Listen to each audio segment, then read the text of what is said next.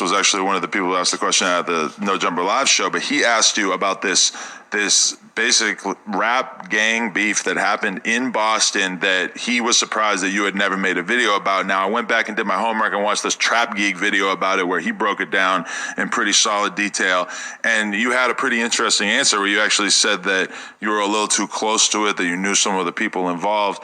I know you might want to be a little bit close to your chest about how you speak on it, but tell me your attitude on covering that G Fredo beef and what went into that decision. Well, I literally lived in the middle of it. So I saw Trap Geek's video when it first came out, and there was like a couple of things wrong, but I mean, he pretty much got it all perfect. It was just a few slip-ups. He mistook one of the victims as someone else. When I moved to Boston, I bounced around. I was in Southie first by the D Street projects. Then I was in Dorchester off of Blue Hill. Then I was again in a different part of Blue Hill. And then I ended up on Dudley Street. The next street over, Cottage, is the divider between Dorchester and Roxbury. B2 is the Roxbury Police Department. They patrol Roxbury and North Dorchester, which is the most violent area in Boston. They always have the highest crime statistics. Where I lived at, on Dudley Street, right in front of Dudley Park, this is where G Fredo used to hang out at. So there was somebody that lived across. I was in the buildings. There was somebody in the house that lived across the street. He ended up getting wrapped up in that shit too. When I was going to Roxbury Court, because I got a case out here, they said I was chasing somebody with a gun, I met this kid named Gabe. Gabe knew the kid across the street from me. He knew Fredo, knew a couple of different people. At the same time, when I first moved over there, my daughter's mother, her best friend, lived in the other hood. So she lived over by Hancock, which is another street, you know what I mean? And Hancock, Cameron, like those streets beef with the people that are over here, you know what I'm saying? So she was on the other side. Her nephew used to bring me weed, even though he beefed with the people where I'm at. Her nephew ended up getting killed in a barber shop. The gun that was used in that murder was found across the street from my house. Gabe, my homie from court, who was giving me rides home, that was his boy that got caught with that gun. Gabe's boy ends up getting shot in the head in front of the pizza store that I was working at. A couple months later, Gabe gets shot in the head in front of his house, 2 streets down from my house. I remember when the police were coming down. So it's like, I knew people on both sides.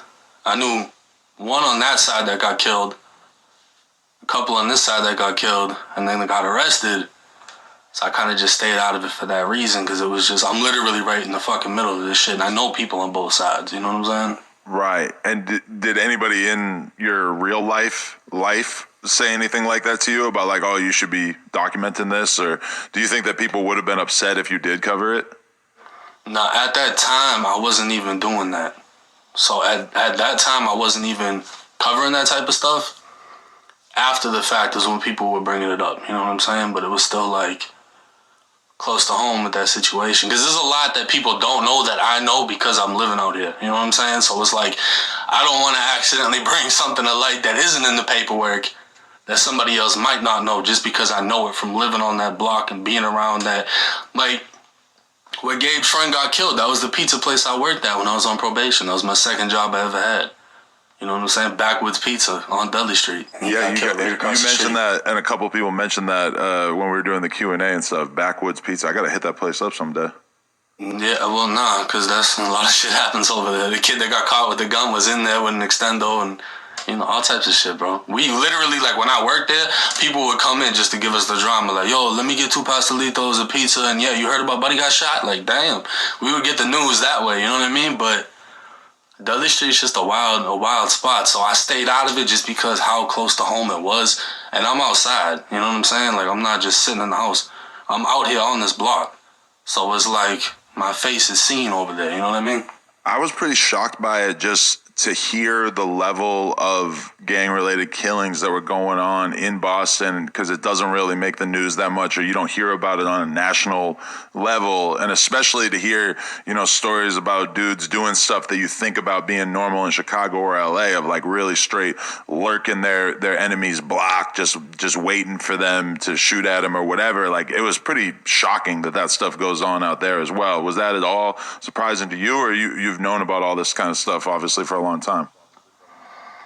Well, living here, you're gonna know about it. You know what I'm saying? But when I first moved up here, like, it's weird because where I lived at on Dudley Street, that was the most violent block I ever lived on in my life.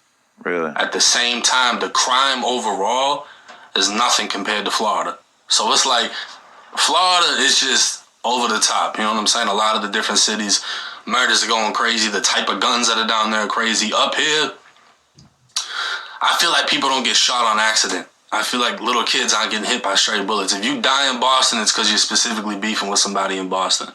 You know what I'm saying? I don't feel like it's to the extreme. But as far as G. Fredo and Cal, they said G. Fredo was literally, this is what they were accusing him of. They were accusing him of murdering people and then making songs detailing exactly how he did it. Right, and showing in the music video, like, almost vivid. Recreating it, yeah. Yeah, which is something that even the most morbid Chicago guys, I don't think we've really seen them go that far. Yeah, they say he was really rocking out, so, and I think he just pled guilty in his case, too, and he's waiting for sentencing. Really? So what, he's going to get, like, 20 years or something? I have no idea how much time he's going to get. Damn.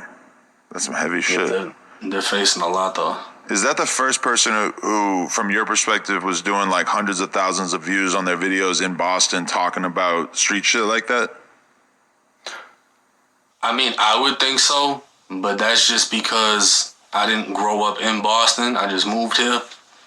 To be honest with you, I moved back to Boston to not be in nothing, to not know anybody, to not be involved in anything. So when I started meeting people and then I met Gabe and then he got killed, I just fell back off of being friendly because I was like, I'm not trying to just keep knowing people and then get into some shit. And then I was, 20 when I got out of prison? I'm not about to be 21, 22 and just start like, oh yeah, this is my block now. We going to war with that. I don't know them. You know what I'm saying? So I stayed out of a lot of the shit. You know what I mean? Like, I didn't really care to get involved. And they were the first ones that I know of that were really making noise like that out here. And really in the street shit where it's like, yeah, they're getting views, but they're also doing some shit too. Right. Crazy. Yeah, there was one question I answered when we were doing that Q&A where a kid was like, or I think he was talking about a rapper coming up out of Boston or what would need to happen, etc. And I said, like, realistically, if Boston had a King Von or a Lil Durk, like, that's the most likely artist to pop off out of there is somebody who would be really telling the most graphic possible depiction of what's going on in the streets, right? And how probably violence in Boston is less as a result of the fact that there isn't this super well documented gang beef shit going on in the media like the way there is with Chicago. But I wasn't really knowing at the time that there already had been a pretty similar narrative to what I had been talking about. Nah, yeah, I mean, you got the Heat Street projects and Mission Hill going back and fucking forth, nonstop, people getting shot on both sides. And I think, if I'm not mistaken, it was like a couple years ago, Boston had one of the, like, statistically highest unsolved murders. Like, they just weren't solving shit at all. Like, 30% of the murders were getting solved. So a lot of people were getting touched and nobody was getting picked up on it. But the numbers aren't there compared to other cities. You know what I mean? But Boston's population isn't as big as Chicago at the same time. Like, so that's another thing to take into consideration. It's only a few areas where people are killing. But if you live in that area, you feel like it's crazy because this is where everything's going down at. And Dudley Street, the entire Dudley Street goes from Dorchester to Roxbury. Dudley's always been one of those areas where people are going to get killed every single fucking year. It's guaranteed someone's going to die on Dudley.